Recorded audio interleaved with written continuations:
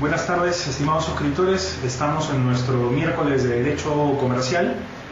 El día de hoy vamos a hablar de un tema bastante importante para las sociedades.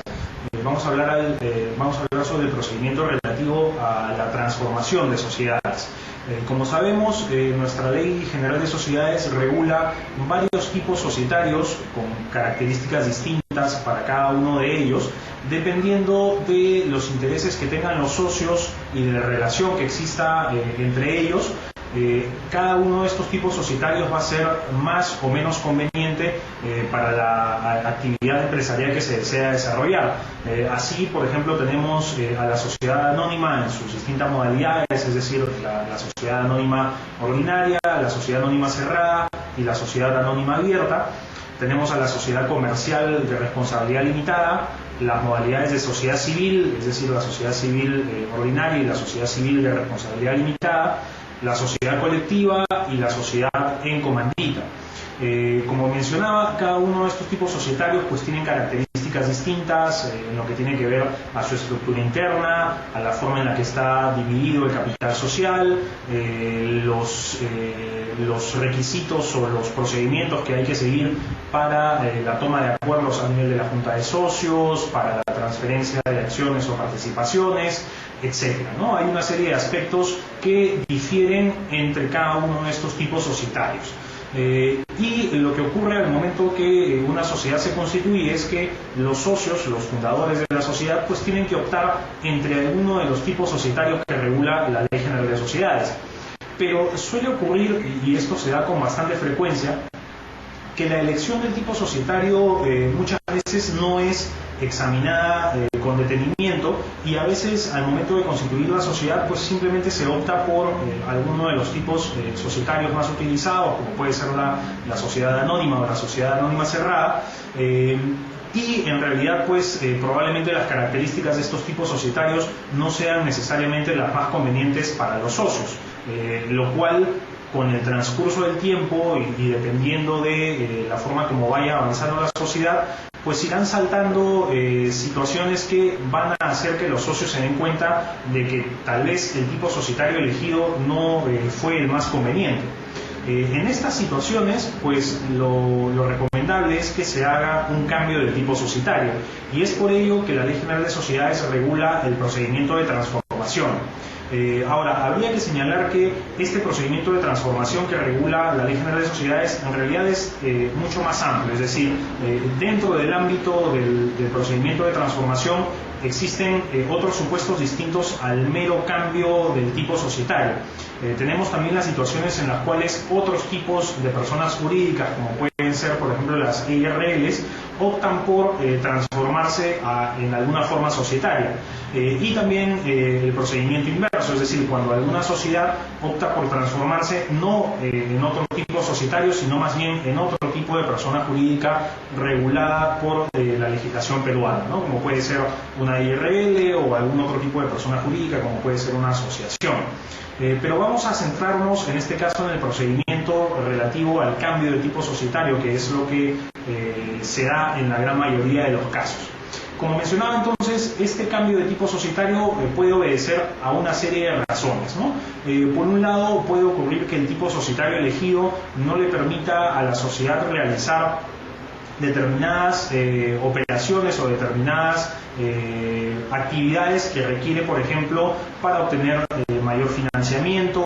que requiere, por ejemplo, para atraer más inversiones. Supongamos el caso de una sociedad anónima cerrada, que como sabemos tiene un límite máximo en su número de socios, por el cual no pueden ser más de 20 accionistas, y imaginemos pues el caso de esta sociedad anónima cerrada que ya habiendo alcanzado este tope de 20 accionistas pues requiere mayor inversión para desarrollar su negocio y necesita que ingresen más accionistas. En ese caso pues esa sociedad anónima cerrada tendrá que variar su tipo societario probablemente a una sociedad anónima ordinaria.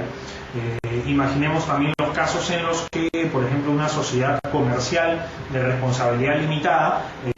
pues considere que los procedimientos para la transferencia de participaciones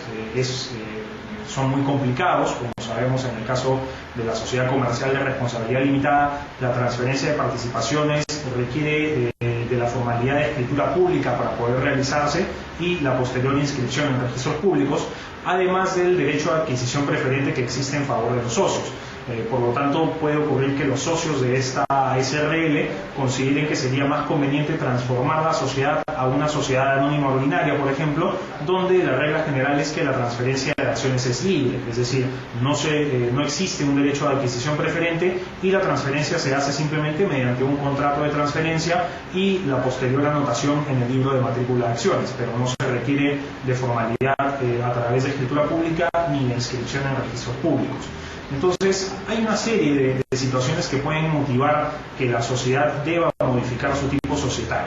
¿no? Y como mencionábamos, este procedimiento de transformación que está regulado en la Ley General de Sociedades es justamente el mecanismo para solucionar todo ese tipo de situaciones.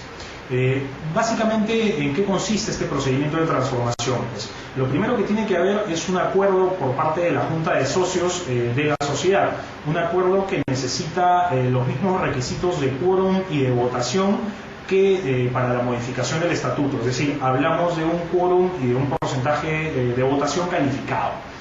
Una vez que se ha tomado este acuerdo, que debe constar en el libro de actas de la sociedad, es necesario que se hagan publicaciones. Lo que nos establece la ley es que tiene que hacerse 3 publicaciones de este acuerdo de de este acuerdo de transformación con un intervalo de 5 días entre cada aviso. En el caso de las sociedades que tienen su domicilio en Lima o en la provincia constitucional del Callao, esos avisos o esas publicaciones deberán hacerse en un diario de circulación en Lima o en el Callao, según sea el caso, y en otro diario de circulación en esas localidades. En el caso de sociedades que tengan su domicilio en provincias distintas a Lima o al Callao, pues simplemente deberá hacerse los avisos en el diario encargado de los avisos judiciales en la localidad correspondiente. Una vez que se ha hecho el tercer aviso, el último de estos 3 avisos, debe considerarse el plazo para el ejercicio del derecho de separación.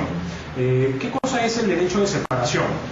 Como sabemos, la regla general en materia de sociedades es que los socios no pueden retirarse voluntariamente de la sociedad, es decir, los socios no pueden simplemente un día decidir que ya no desean formar parte de la sociedad y exigirle a la sociedad que les devuelva el capital aportado. En realidad eso no opera de esa manera, sino que la regla general es que si un socio ya no desea formar parte de una sociedad, pues lo que tendrá que hacer es transferir sus acciones o sus participaciones a otro de los socios o en todo caso a algún tercero.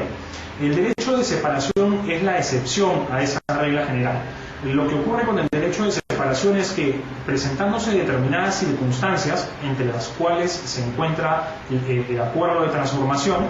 la ley le otorga a los socios que votaron en contra de ese acuerdo de transformación en la Junta y que hicieron constar esa oposición en el acta correspondiente, para los socios que no asistieron a la Junta también y para aquellos socios que fueron impedidos de ejercer su derecho a voto y para los socios que no tienen derecho a voto, por ejemplo los accionistas sin derecho a voto, para todos esos socios la ley prevé la posibilidad de que ellos decidan separarse de la sociedad. Es decir, en ese caso sí estará permitido que el socio decida ya no formar parte de la sociedad y que la sociedad deba adquirir sus acciones o participaciones con la finalidad de proteger los derechos de este socio que por algún motivo pues ha considerado que la transformación no es conveniente para sus intereses y por lo tanto